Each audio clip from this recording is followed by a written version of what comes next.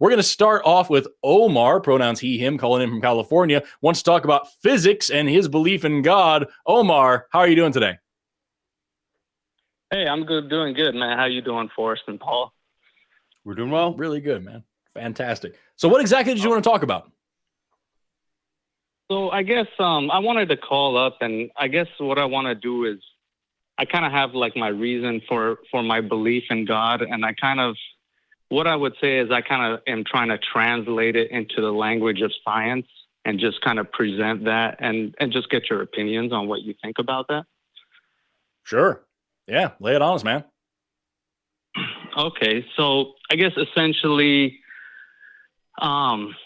it's kind of based on the law of conservation of energy, which I guess, derives from Noether's theorem, but basically this concept. When I look at this law and I think to myself, if I accept it as a fact, which as far as I know, we accept it as a fact, what this law tells me is that if energy can't be created or destroyed, I feel like therefore I can then make the claim that nature cannot create itself. And the reason I can make that claim is because for nature to have created itself, it would have to directly violate that law. And so then I see this kind of contradiction, which tells me, I guess I can't make a positive claim that God created nature, but I feel like I could kind of make the claim nature cannot create itself. Therefore, the origins of the universe must be supernatural because, the origin cannot be natural because of that contradiction. So yeah, I guess that's kind of how I see stuff. And, you're a scientist, so I'm just curious to what do you think about the way I think? So I've got a million things, but I see Paul's bursting at the seams. So I'll let you go first. well, Omar, first of all, thank you, Forrest. We'll let the amateurs speak first. I'm not sure what makes you think that cosmologists or people who work in the field think that because of the law of conservation, that energy ever was created and that energy had a beginning. So when we're talking about the Big Bang cosmology, for example, that goes back to a singularity. It was the start of our instantiation of space-time, but it wasn't the start of energy and matter. So we in order for something to expand, it had to have been there. So you're immediately jumping to something that actually physicists and scientists, as best as I can tell, don't actually hold, and that is that there ever was something like nothing. And in fact, that law of conservation of energy tells us energy can't be created nor destroyed. So what makes us think that energy was created? Does that make sense to you? Like, if energy was eternal, and that's what I think, energy was, and eternal doesn't mean infinite in the sense of infinite regress. We don't know what cosmology looks like absent time, right? Time started at the Big Bang. So energy may well have been eternal, not entropying at all, because entropy requires time again. So I guess no one that I'm aware of is making the claim that the universe created itself. Are you aware of, do you think that's what we think, or did you hear someone say that? And I'll hand it off back to Forrest. No, I don't think I ever necessarily heard that directly, but I guess it's the way I kind of see it. Like the way I see it is I cannot positively prove that God created the universe, but it's kind of like through deduction, I've come to that conclusion. And the reason I guess I feel like I don't view as anything have being there for any kind of eternal amount of time is because, at least the way I understand it, is although infinity does exist in mathematics as a concept and as a potential, from what I understand, it does not exist in actual reality. And I was listening to a physicist named Sabine Hossenfelder, and she was talking about how essentially this is what she said, the same thing that I'm saying. I don't know if that makes it true, but just to give some, just to let you know where I'm coming from, Yeah, well, physicists don't really know what, like, that's why physicists talk about eternal rather than infinite, right? Or at least that's my impression, that there's a distinction to be made was what happens when there isn't time operating versus in time, then we're talking about infinite regresses. And of course, God would not be exempt from those things, right? So we're both talking about what do we imagine our brute fact is.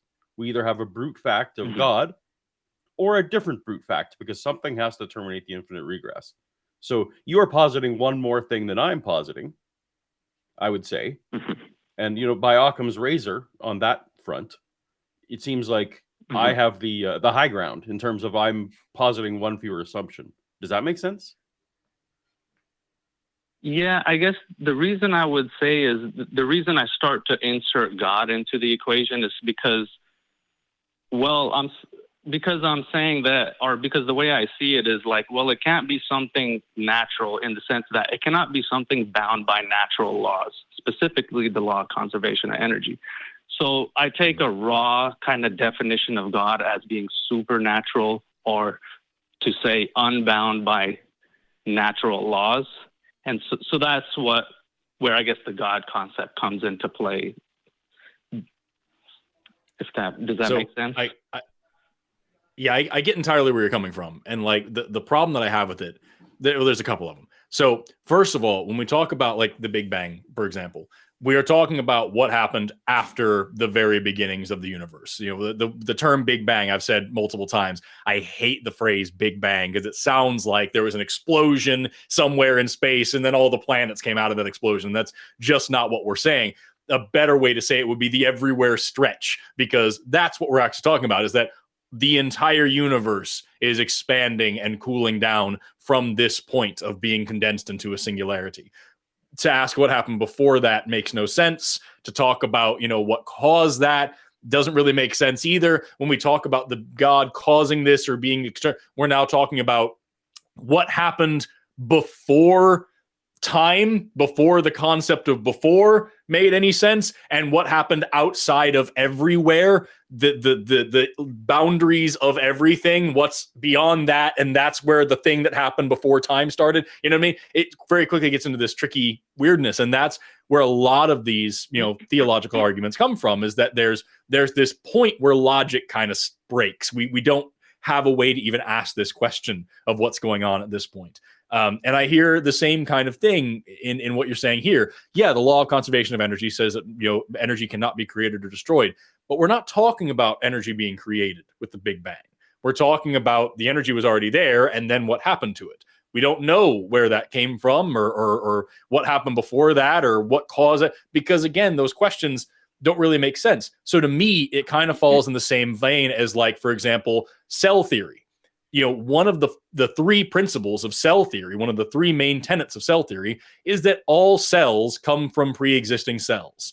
Well, obviously that breaks down when you get to the point of abiogenesis. At some point, somewhere, there had to be a cell that didn't start from a pre-existing cell, that wasn't born of another cell.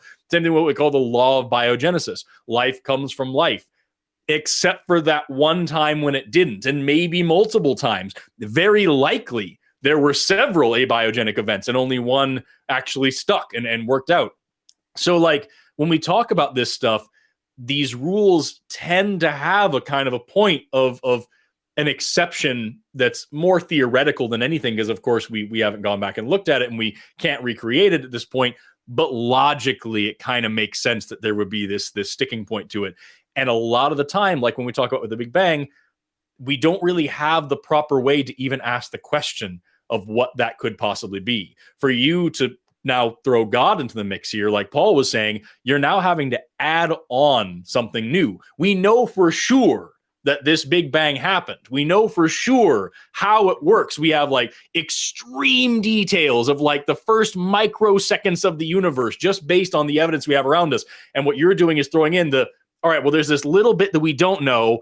And also, there's this whole other dimension of supernatural possibility. And this dude who did all the things. And also, he did them this way. And it's also a he. And, like, you know, you have, like, all this extra stuff that you're adding on top of just saying, I'm not sure. And I think it would just be much more intellectually honest and a lot easier to just say, I'm not sure. It doesn't mean you have to be okay with saying, I don't know. But it just at least just say, I don't know. And then leave it there for now, you know? I see what you're saying. I guess maybe if I were to kind of make an analogy with, you brought up evolution and abiogenesis. So, if we look No, at, I just brought up abiogenesis, not evolution. I'm sorry, what's that? I just brought up abiogenesis, not evolution. Oh, yeah, correct. But okay, but well, let me talk about evolution and tracing that back to abiogenesis. Sure. The same way we could kind of look at cells coming from cells, and then we know abiogenesis must have happened. We just don't know how. I mean, there's a lot of questions we still need to answer, but we do know that process must have happened. The same way, it's like, so I'll kind of look at, the universe, or I guess you could say, the creation, or whatever you want to say, of the universe. If we keep going back in time, I guess the one thing is, I feel like I can confidently say that at some point that law was broken. I guess, well, the reason I say that is because how I mentioned earlier, I don't believe it's possible to have an eternal past. Now you did mention we're getting into a weird area where kind of time and space doesn't exist, which is, as human beings, we'll never able to properly comprehend that. But I guess, that I do feel like that's why I can make that claim, if that makes sense. Yeah, but like just like really, if you break down what you just said, this is an area that we don't understand something. Therefore, it's okay that I say it was magic. And I just don't agree with you on that. This is an area where we don't understand something. Therefore, we should learn more about it before making any claims about it. I don't think it's reasonable to just insert, I have this presupposition of this God that I've heard about. If you hadn't heard about this God, probably wouldn't feel this way, but whatever, you thought about this God because somebody told you about this God, and here's a nice little pocket of ignorance where I can fit this God into. And like that just isn't how thinking works for me. Mm-hmm. But can I say that, okay, look at this area and I'm inserting God, but really what I'm doing is I'm showing the impossibility of it to have been a natural process, because it would have to directly break that law. Because in order for it to be a natural process, it's a contradiction to say that it arose of its own means and it cannot create nor destroy energy. Those are contradictory statements. Right, but the fact is, like, what you're talking about here is what happened. Like, again, like I said a minute ago, you're asking what happened before the Big Bang. I would ask you, when did that happen? Because the question of when doesn't make sense before time started. It doesn't make any sense. And like, here's the thing, I'm a biologist. I'm not a cosmologist. I'm not a physicist. I'm none of those things. There are people whose job it is to study this for a living who aren't perturbed by the question that you're bringing up. So like, Lawrence Krauss wrote that book called The Universe from Nothing, where he talked about how it is in the universe's nature to create itself. And here's his reasons why. And I am, again, not in that field of science. So they're outside of the realm of my understanding. I didn't read that book. I would like to, but I know it's a thing. Yep. Oh, you have? Was it good? It's good. I'm angry by the title because the point of the title, it was a clickbait title because his point was to say there never was nothing. Yeah, that's what I keep hearing. I should clarify. I did read the book, but I like half-ass read it when I was like 22. So I didn't really read the book. But like what I'm saying is like there are people whose whole job it is to study this stuff at a professional academic way, and they seem to be able to grapple with this just fine. So like that it's not to say just because a physicist disagrees that means you're wrong. Of course, that would be ridiculous. But like, the fact of the matter is, I, with my tertiary understanding of physics, can be okay with this. People who study physics for a living are okay with this. People who study the Big Bang for a living are okay with this. Clearly, there's a gap in all of our understanding here as far as what happened before the Big Bang, because again, the question before doesn't make any sense. But I think trying to cram your God into that gap and then say you can't think of any other better reason, therefore it works, like, that doesn't really fly in a scientific sense. Mm-hmm. Well, at least the way I understand it and the way I see it, like I feel like to you it comes off like I'm making a God of the gaps type argument where I say I don't know, therefore God. But the way it sounds to me is I do know, therefore God. And what do I know? I do know it can't be via natural means. That much I know. And at But least you don't know that, though, is the thing, is what I'm trying to get across to you. You don't know that. You're just positing that. You're just saying that. Mm-hmm. So in order for then, I guess the only way I see that I could be incorrect is if we find out that the law of conservation of energy or Noether's theorem is actually incorrect. At least is that the case? Like, because no, that's why I can't. Because the problem is, what I'm trying to get across to you is that those laws do apply in the universe that we are in right now. Those are laws of this universe. You are talking about before this universe and trying to apply this same understanding that we have of this universe. And I don't think that's how that works. And again, we're talking about what happened before the beginning of time, outside of everywhere. These questions don't make sense.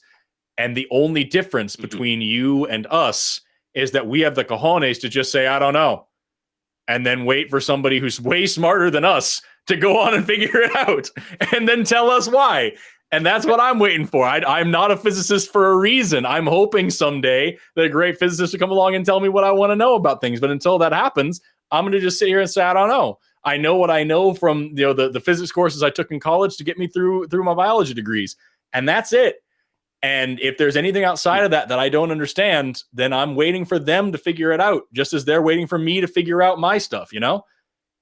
And just imagine how confusing it is for you to call up and say, matter cannot be created. That's the law. Therefore, matter was obviously created.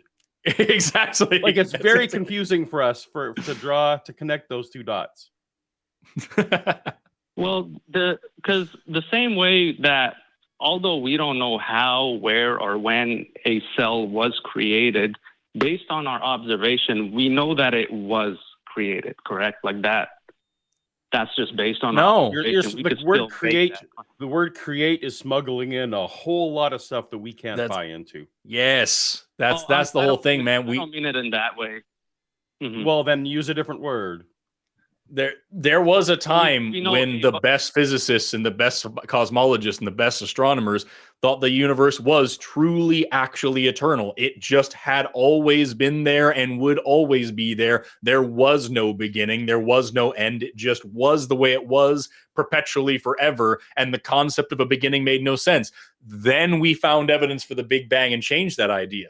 But we still don't have any evidence beyond that because that question doesn't make any sense. So again, like we're rolling with the punches. We're adapting to the evidence. We don't get to just shove in, this doesn't make sense to me, so it's probably magical. Mm-hmm. Okay. Anyway, we've been going at it for about 18 minutes. Do you have anything you want to wrap up with, or do you want to try to call us back again another week?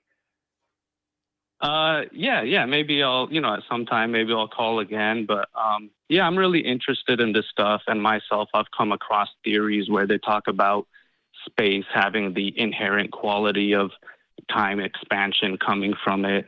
But like you said, it's really weird because it's almost like you have to think outside of space time, and it kind of doesn't make sense. So it's like, yeah, and that's the thing, man, is like that's the most fundamental difference here, is that like something you said that stuck with me is that you said that you don't think that this is something that we're capable of comprehending. I agree that it's something that we don't comprehend. I disagree that it's something we can't comprehend. I think that science has gotten us a really long way past what we thought was possible to understand, and I think we've got a long way left to go, and we're going to get there. So like, I'm optimistic for the future, but until we get there, I'm not going to make any claims. See, I believe that it's actually an absolute fact that we will never comprehend it. To me, it kind of sounds like saying, can you picture infinity particles in your mind? It's not a matter of knowledge. I just feel like we just never will be able to truly understand it. I'm a Muslim, and our concept. Oh yeah, go ahead. I was just gonna say I'm not much of a betting man, but I bet someday we'll prove you wrong. I'm confident. I'm confident in my team, man. You know what I mean? Anyway, that's a conversation for like a decade from now. But like, Omar, we're gonna go ahead and move on to the next one. But thank you so much for calling in. I appreciate you being here, man.